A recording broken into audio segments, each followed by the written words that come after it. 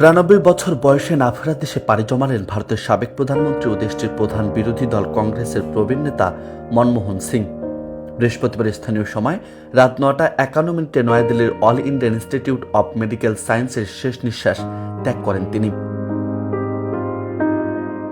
দেশটির গণমাধ্যম এনডিটিভির প্রতিবেদনে বলা হয়েছে, শারীরিক অবস্থার আকস্মিক অবনতি হওয়ায় বৃহস্পতিবার স্থানীয় সময় রাত 8টার দিকে হাসপাতালে নেওয়া হয় মনমোহন সিংকে। চলতি বছরের শুরুর দিকে রাজসভা থেকে অবসর নিয়েছিলেন দেশটির সাবেক এই প্রবীণ রাজনীতিক।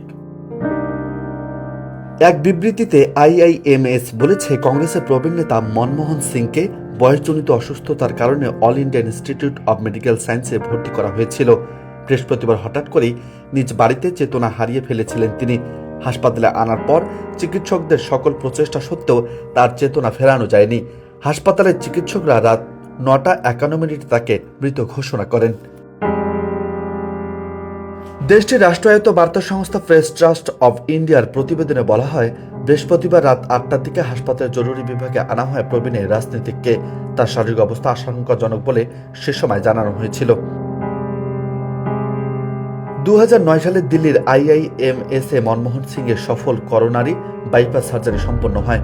2021 সালে মহামারীর সময় করোনা ভাইরাসে আক্রান্ত হয়ে কয়েকদিন হাসপাতালে ভর্তি ছিলেন তিনি। মনমোহন সিং 1971 সালে ভারত সরকারের বাণিজ্য মন্ত্রণালয়ে অর্থ উপদেষ্টা হিসেবে প্রথম যোগদান করেন। পরে তিনি 1991 সাল থেকে 96 সাল পর্যন্ত ভারতের অর্থমন্ত্রীর দায়িত্ব পালন করেন। 2014 সালে তিনি 14তম প্রধানমন্ত্রী নির্বাচিত হন। কংগ্রেস জোটের প্রধানমন্ত্রী হিসেবে 2 মেয়াদে দায়িত্ব পালন করেছিলেন তিনি।